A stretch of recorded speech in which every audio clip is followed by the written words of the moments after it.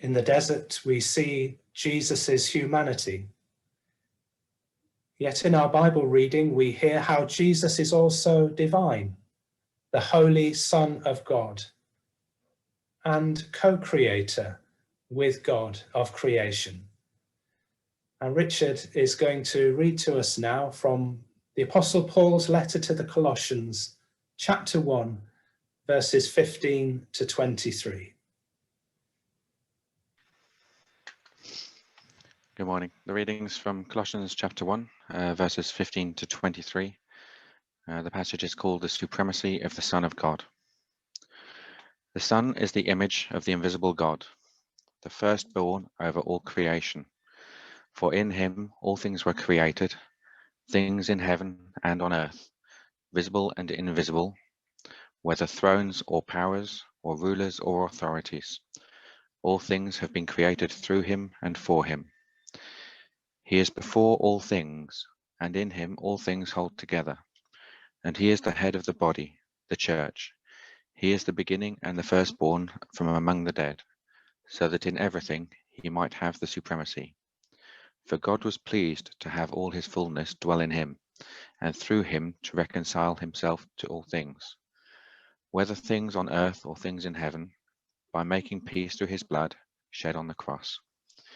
Once you were alienated from God and were enemies in your minds because of your evil behavior. But now he has reconciled you by Christ's physical body through death to present you holy in his sight, without blemish and free from accusation. If you continue in your faith, established and firm, and do not move from the hope held out in the gospel, this is the gospel that you have heard and that has been proclaimed to every creature under heaven, and of which I, Paul, have become a servant.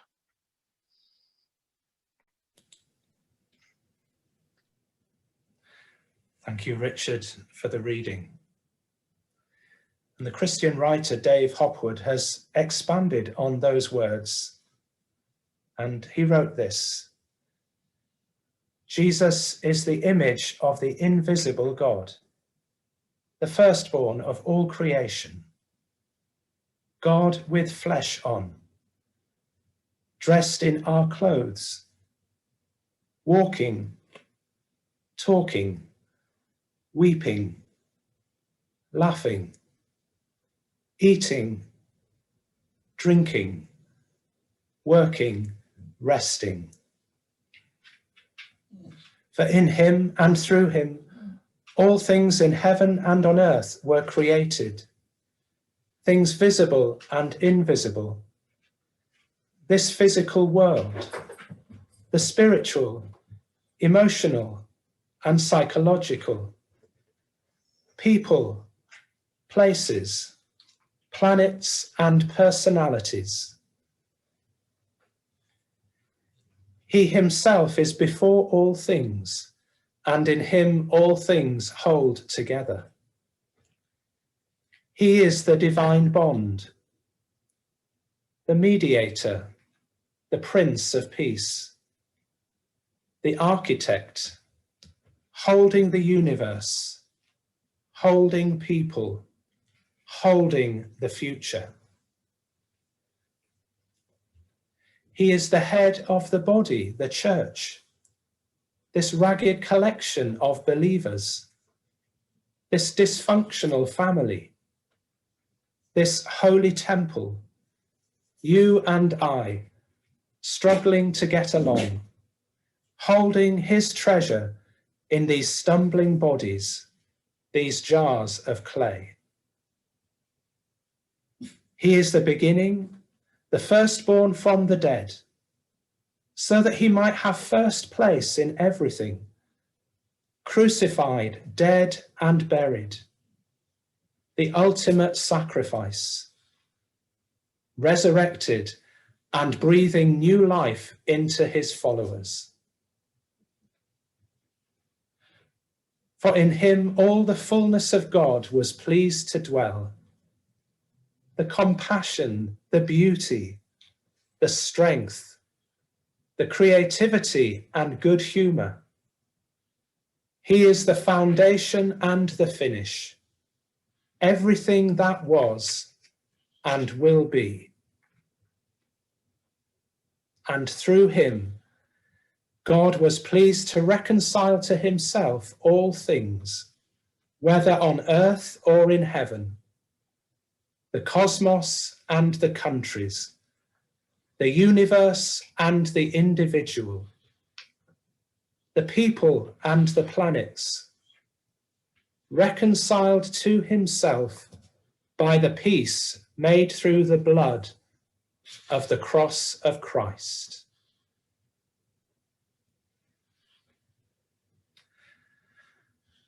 I now invite Vivian to bring us God's message today. Bless you, Viv.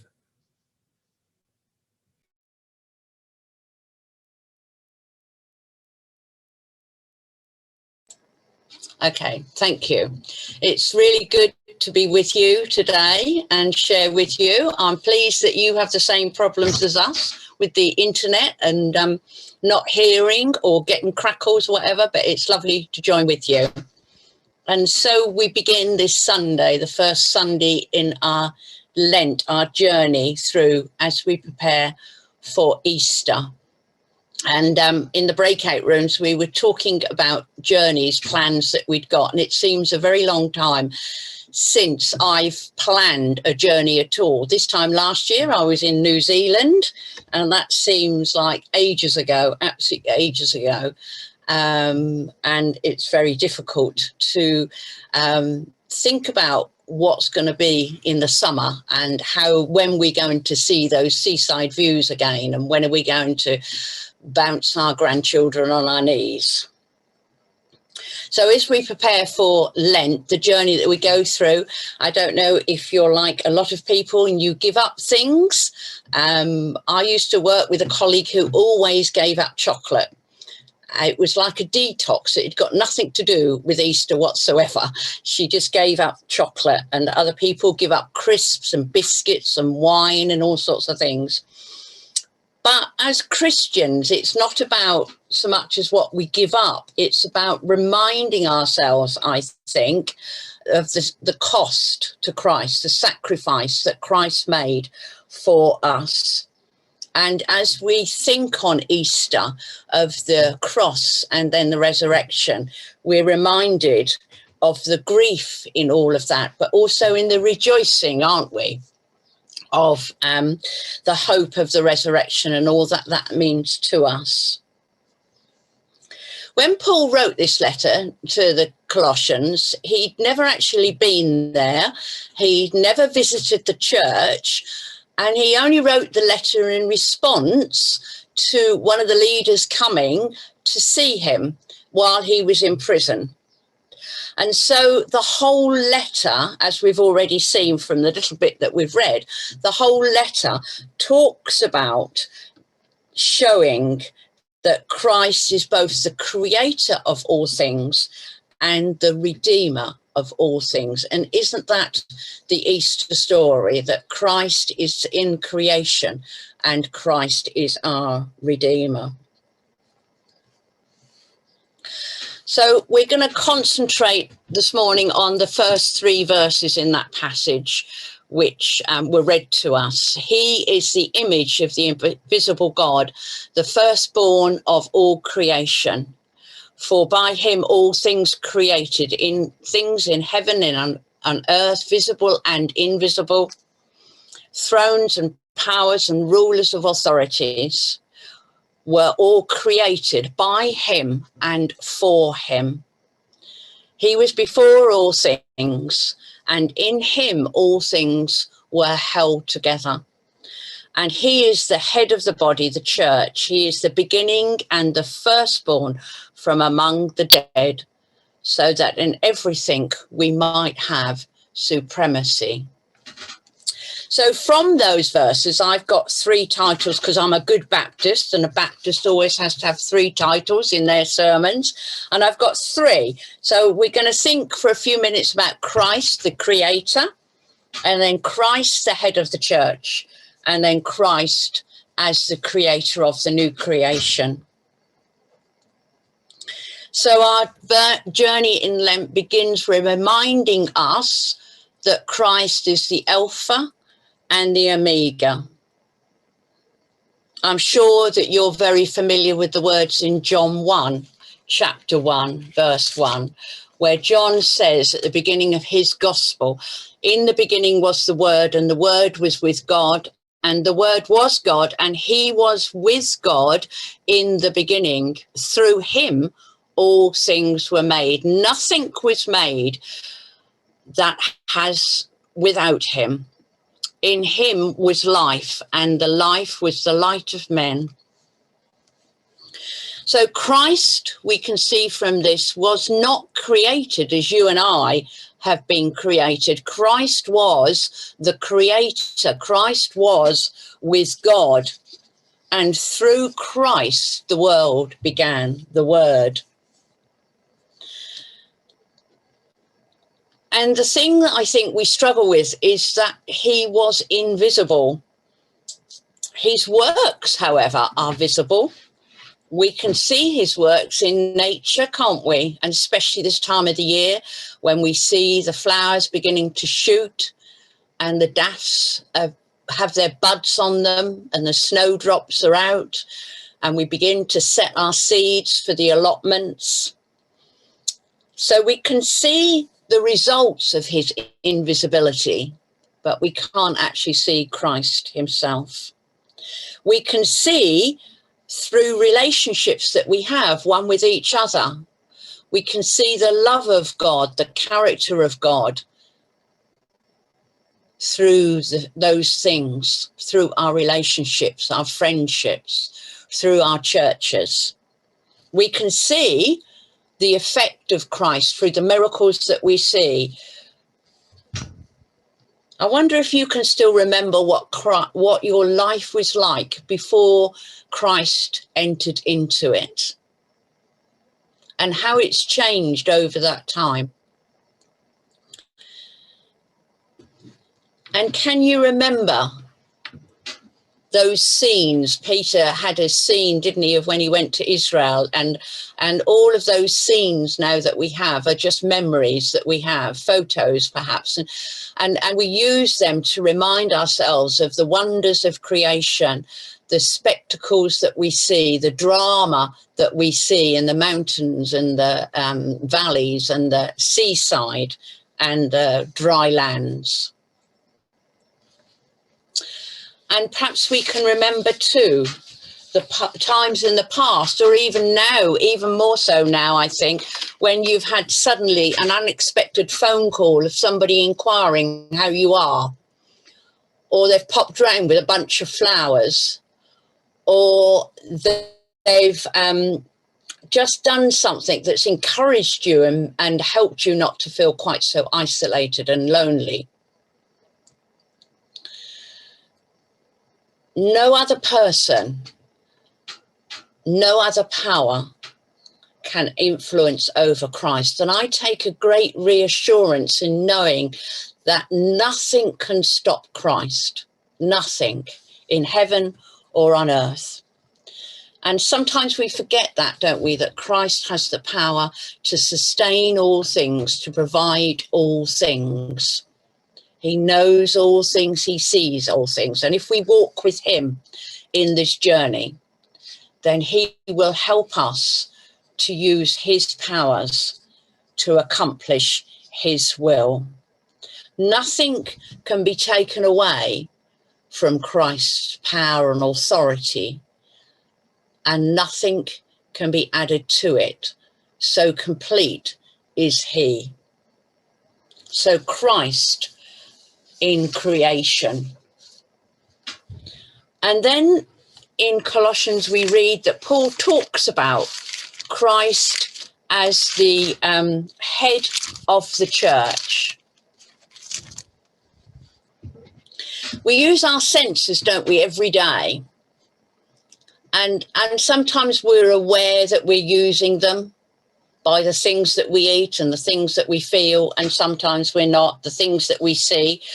But whatever senses we're using and however we're using those senses, they send messages always to our brain, and our brain interprets those messages.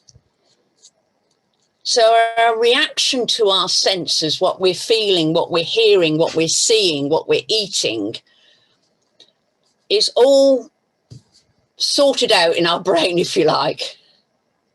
And our reaction is how our brain sorts them. And that brain is geared by the things that have influenced our lives, the things that we've felt and understood, the experiences that we've had, the love that we've had, the pain and anger that we've had, the joy, the strength, the wisdom that we've had. So we're using those material things, those senses, to interpret how our brain works and instructs and guides our steps. And our body cannot survive without its head, can it? We can survive by losing some of our limbs. And we can survive by losing perhaps some of our thoughts and some of our relationships. But we cannot survive without the head. And Paul, in this letter of Colossians, very clearly says that Christ is the head of the church. And if we seek to follow him, we cannot survive as Christians unless we listen to what he has to say to us.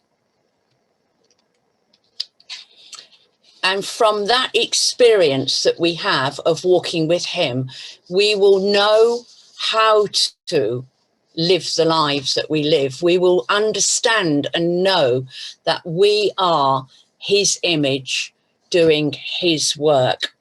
And for me, that's quite a scary thing, because I know that often I forget to look to the head, and I rely on my own thoughts and my own feelings and my own understanding, when I should be walking in faith and looking to Christ. And so as we journey through Lent, let's remind ourselves that Christ is the head of the body of the church, our local church, our national church, and our church throughout the world. That he holds all things, that he is the sustainer and the provider of all things, and he has the power over all things. So whatever is troubling you today or tomorrow or in the past, he is able to deal with it, because he is the creator and the head of the church. And the more you draw closer to him, the more you will know and understand him. And then lastly, in those verses that we read, Paul tells us that Christ is the creator of the new creation. He says in verse 18 that he was the firstborn among the dead, so that in everything he might have supremacy. So Christ's death and resurrection brings about this new creation that he has created. So we are a new creature if we come and offer our lives to Christ and accept his death on the cross for us and accept his resurrection for us. We are a new creation. We can be like the image and made into the image of God. We have been given another chance. So there is no limits to what Christ can do or lengths that he is prepared to do. Let's just stop and think of the cost it must have been for him, and the pain it must have been for Christ, the creator, to have been born as a baby, as a man, and to die on the cross and to be raised again, so that we would know him and be able to have fellowship with him.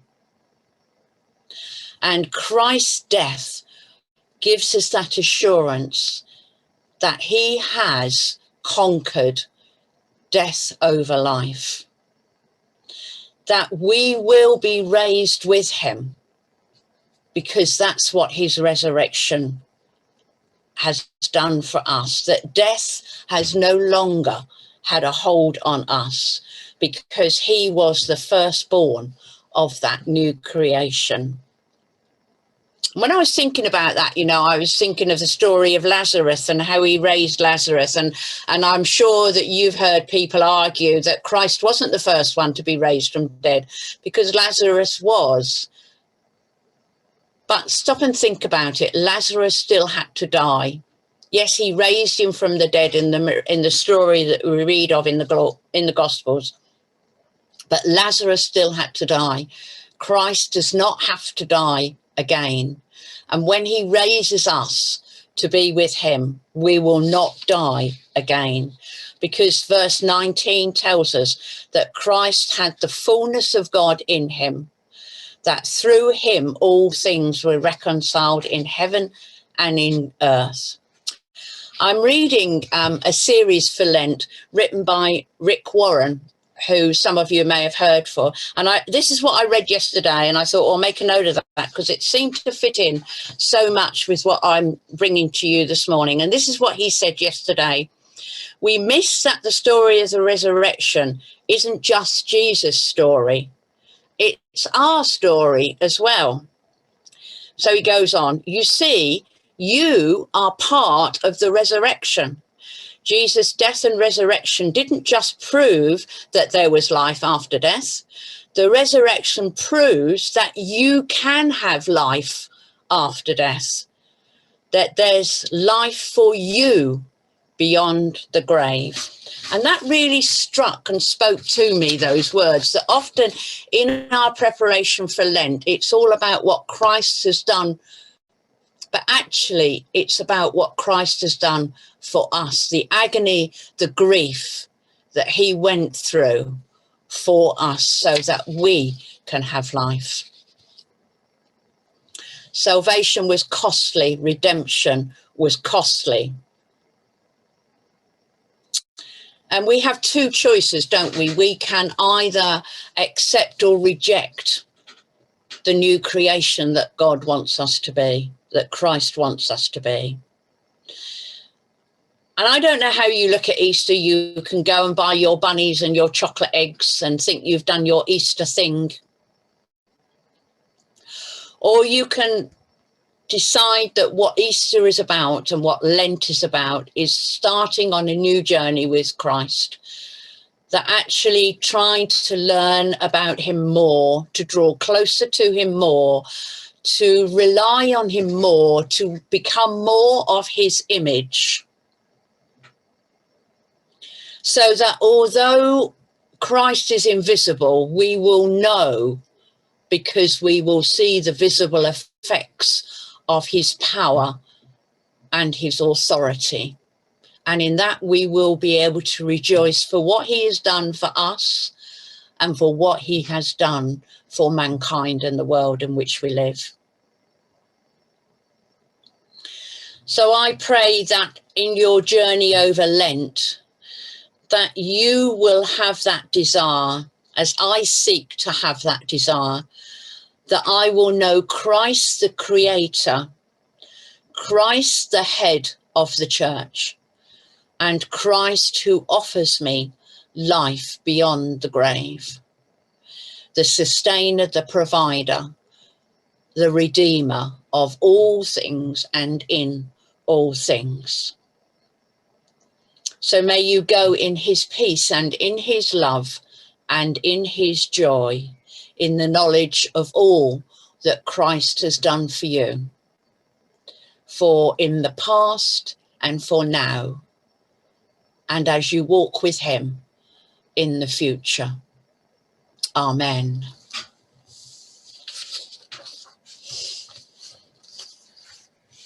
Thank you, Vivian. Thank you, Vivian, very much for that inspiring, hope-filled message that we all needed to hear so much today. Thank you. And we praise the creative power of Christ in our next song, which has the words, "He is wonderful, he is glorious, clothed in righteousness, full of tenderness. Come and worship him."